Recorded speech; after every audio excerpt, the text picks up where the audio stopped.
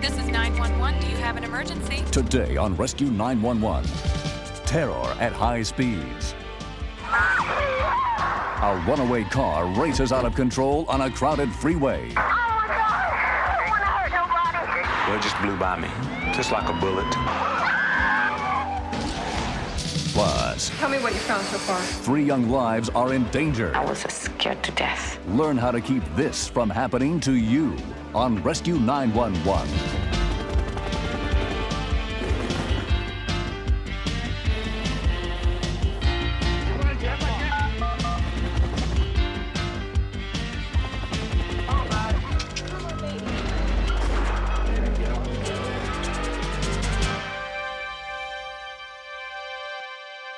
On the morning of August 29, 1993, Silesia Getters set out alone from Orange, New Jersey, on a 600-mile drive to visit her family in South Carolina. In preparation for the journey, she had bought a cellular phone, carefully mapped out her route, and left detailed information with a number of friends. One of the last people she spoke with was her close friend and teacher, Ann Moore. The day before the trips, I asked her, did you get your car checked? And she said, yes, I did. So Lisa, she's just like one of my little girls. She's like a daughter, full of life. So Lisa gave me a sheet with all of her vital statistics. I mean, she had everything on the sheet, everything. Her bank account numbers and who's her power of attorney, her lawyer's name. So we made a big joke out of it, and we said to her, you act as if you're not coming back. And she said, you never know.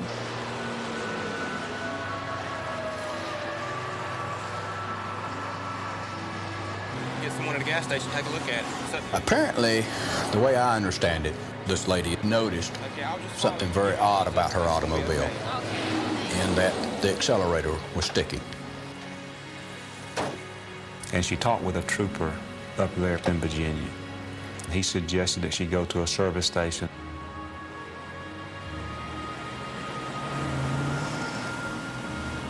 When we continue, Just blew by me, just like a bullet. And if it hits anything, it will disintegrate.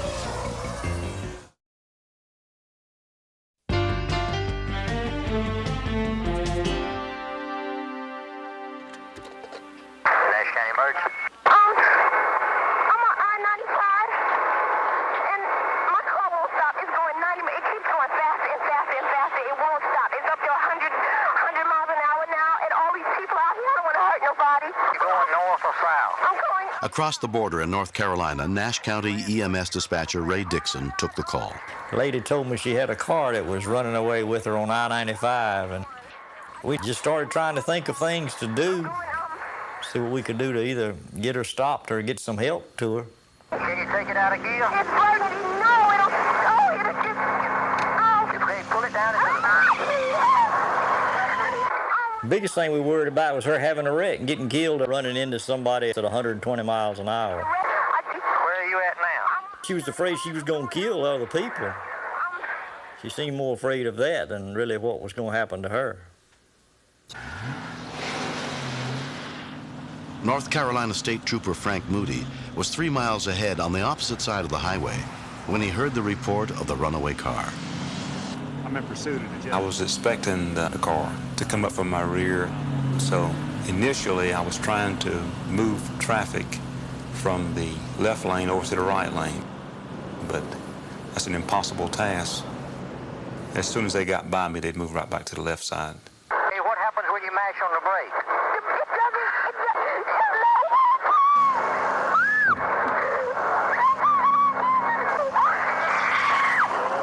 Keep you cool, ma'am. You didn't feel like there was a whole lot that you could really do. Just really didn't know how it would end up. I was on the emergency strip and just sort of waited for the car to come along.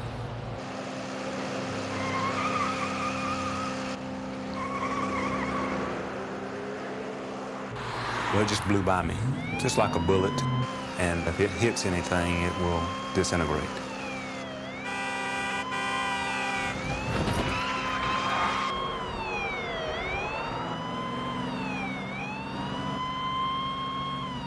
had my blue lights and sirens and my alternating headlights going when I overtook it. I was leading it down I-95, and we were doing pretty good. Our goal was to try to run it out of gas. Things got a little congested, so we moved over to the emergency strip. So I was nervous throughout this ordeal. You already have a feeling it's not going to work. And I was just afraid that we were going to get to a point where we were going to have a serious crash. When someone did turn over into our path, there was just nowhere for me to go, and I had to brake. I just waited for her to hit me. Look, hit the accelerator with your foot. It's on. It's not working. It's dead. It's not even moving. How much gas you got left in your car? Can I have a drink? Hello? Hello? Can you take this number, please? Okay. She gave me a phone number for a mother. If anything happens to me, that's my mother's number. What's your name? Alicia. I figured on that she probably thought she might be killed. We'll try to clear out this left lane so it can get... When Sergeant Larry Davis got involved, Silicia's car had been accelerating out of control for more than 45 minutes. There was a patrol car in front of her at one point, and she kept calling on her cellular phone and saying, please make the car get out of the way. I'm going to run into the rear of it, and it's going to explode. And so I elected to just try to continue south and clear the lanes, and hopefully it would run out of gas.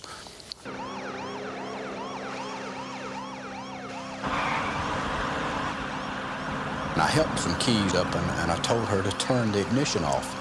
I could read her lips, and she was saying it would not turn off. It won't turn off. Just keep your cool.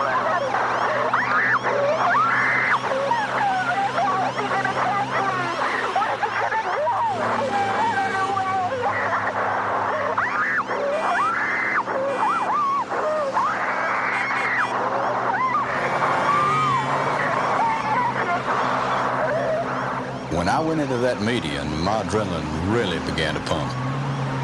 She put that car in places that most people would not have attempted. She's a very good driver.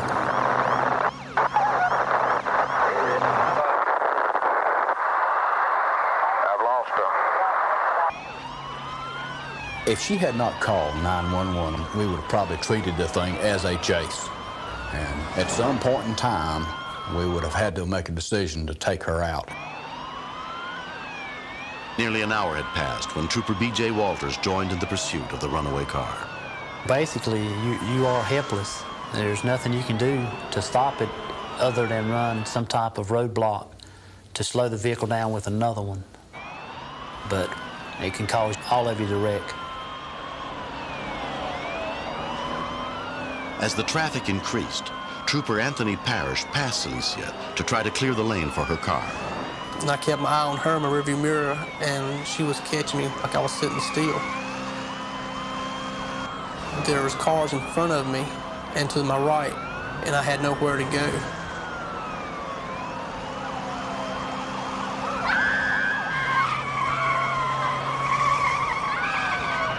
When I saw her go airborne, I saw the vehicles that were heading north, and I knew she was going to wipe out 2 or 3 of them.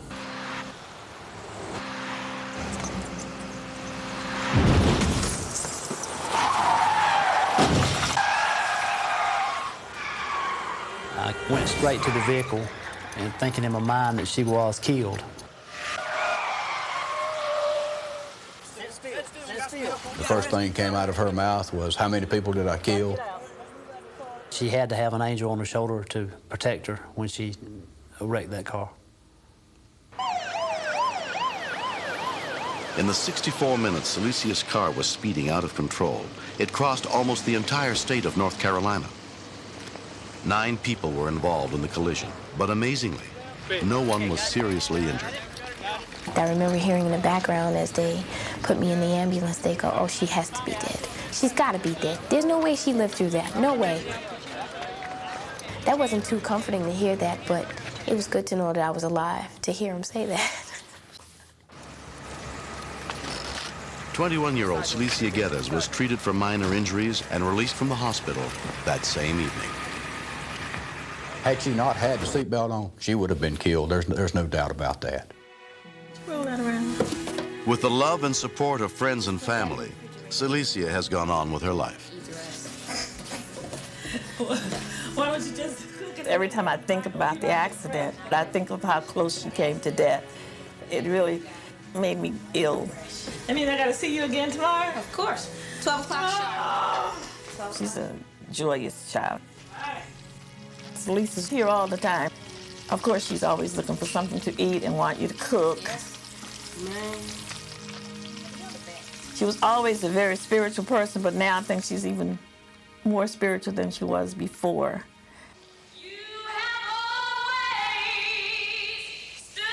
6 months after the accident, Celicia graduated from nursing school.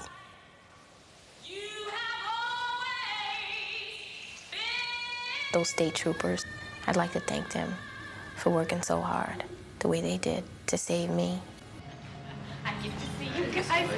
Hi, how are you? Doing great. Oh, my hero's right here. Oh, my hero. I saw the vehicle go up into the air some 15, 18 feet, and at that point, I thought someone was going to be killed. She told me that as she was going down the road, that she saw all these people in cars with families, and she said, God, don't let me kill anyone. All I could think about was, I can't live with the idea of killing somebody. I am really concerned about the health of other people. That's probably why I'm a nurse. A subsequent inspection of Celicia's car revealed that in addition to a mechanical problem with her accelerator, a loose bolt in the transmission prevented her from being able to shift into neutral. No one knows why she could not shut off the ignition that day. I'd have to say she's a good driver. I think this episode has cured any aspirations she's had of being a race car driver. I don't care. I do not want to race. I do not want to race. No, no, no. I crashed already. I don't believe this. Next.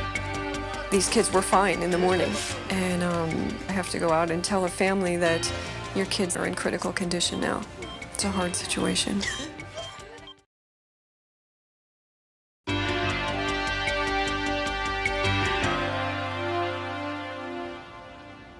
This story is not a recreation.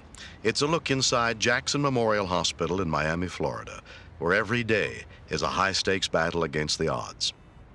May 16th, 1994. Yeah, I got a car that ran off the road and flipped sideways and injected 3 children, one of them 14. A trauma team, including surgeon Christina Lopez, prepares for the young victims. We had a call that there were 3 girls involved in the car accident, and they were all ejected. You just hope that you can do the best thing for them and make them come out all right.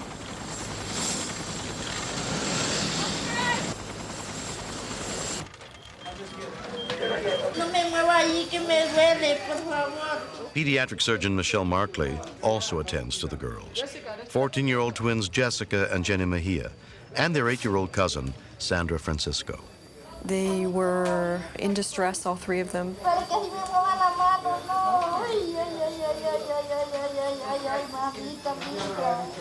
Jessica had a broken arm.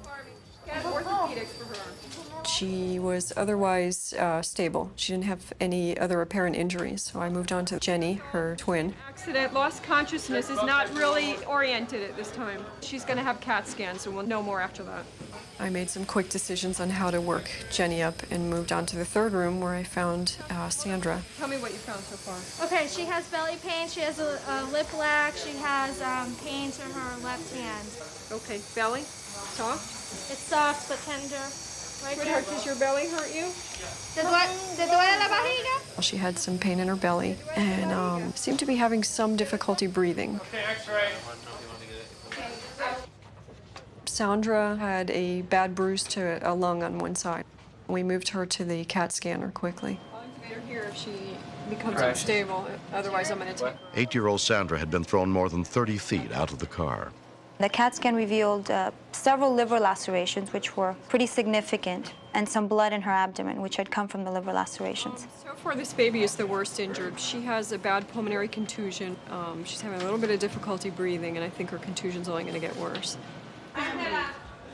Sandra's father and stepmother, Jose Francisco and Martha Sol, come to the hospital with the twins' mother as soon as they are notified about the accident. The police officer talked about Jessica and Jenny, but he was not saying much about Sandrita, and I was scared to death. I had to think the worst. All the kids were in a bad accident. They were all thrown from the car. We're still in the midst of working all three of them up, so there's some more tests to be done, but I wanted to tell you what we know so far.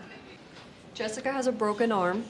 Jessica tiene un brazo partido. But she seems to be okay. Pero ella está bien. She seems to be fine. She's awake, she's alert, she remembers the accident. Jenny has a broken collarbone. She's a little bit sleepy right now. Está un poco dormida ahora. And she has some tenderness in her belly. She's stable, though. Ella está estable. Sandy has a bad bruise to one of her lungs. Tiene un glóbulo de... it's a blood.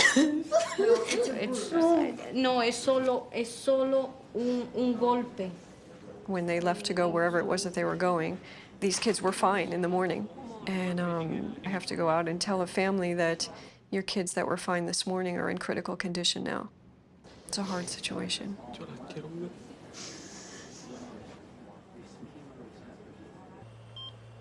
The most seriously injured, 8-year-old Sandra, is put on a ventilator to help her bruised lungs breathe. Her parents get to see her for the first time. Aquí está tu papi. When I saw Sandrita, it was like she wasn't there. To see her lay in bed with no movement whatsoever, it was like she's there, but she's dead. De cabeza no tiene golpe de cabeza y eso es muy bueno. Solamente tiene... Fue algo muy duro. Jamás yo había visto a mi hija así. It was very hard. I never seen my daughter like that. I didn't have words to help her. Me pegó algo mal, que lo que me dio fue gana de llorar. And something hit me very hard, and it built a fire of tears in me. I couldn't speak.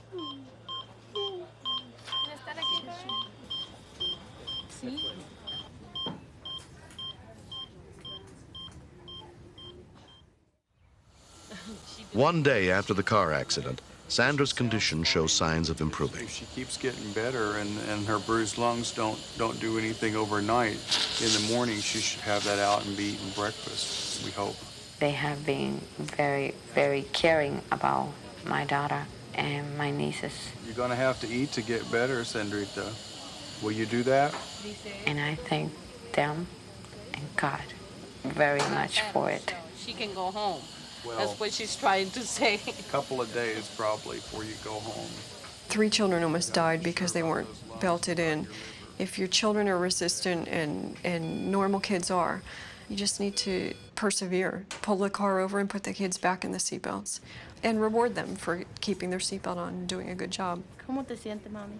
2 days later, Angela Mejia is very pleased by the recovery her twins, Jenny and Jessica, are making. Por lo que han hecho por mis hijas. The truth is, I've never been in a hospital. I felt totally confused and upset. Yo les agradezco mucho, mucho, mucho. I'm very, very thankful for what they've done for my daughters. Ahora aquí sí estás agradecida de estar viva. Estoy agradecida por todo eso. Yeah, she's very grateful to be alive. Y de tu hermana. También. And for her sister. Y mi sobrina también. And her cousin, yeah. They will have to make sure they have to have the seatbelt on all the time. If they don't have a seatbelt in the back, they won't ride. I can tell you that much. 3 months later, Jenny, Jessica, and Sandra have completely recovered from their injuries. At the time of the accident, they had only recently arrived in this country from Guatemala. Los problemas de ellas, los golpes. Their injuries were internal, not external. If they hadn't been treated as quickly as they were, they wouldn't have survived. This is Tori. This is Sundance. And this is Noel. Yo no sé, aparte de... There is really nothing else I can say, except just how happy I am. When I talk, my daughter can see just how happy I am. Los doctores le digo que muchas gracias y gracias a Dios que I just want to tell everybody thank you, and I thank God that I am okay. que los ponga cuando I would tell everybody to wear their seatbelts, because if they get in an accident and they don't have them on, then there'll be nothing. Everybody dance! Dance! Me siento que tengo aquello que estuve a punto. I feel like I had something that I came very close to losing. Beautiful! Soy contento, ella es, se puede decir, la vida mía. She's my life. She's my only daughter. And to see her now, how she is after having seen her in the hospital, I continue to thank God and the people who helped her. If it wasn't for them, I wouldn't be able to see her play again.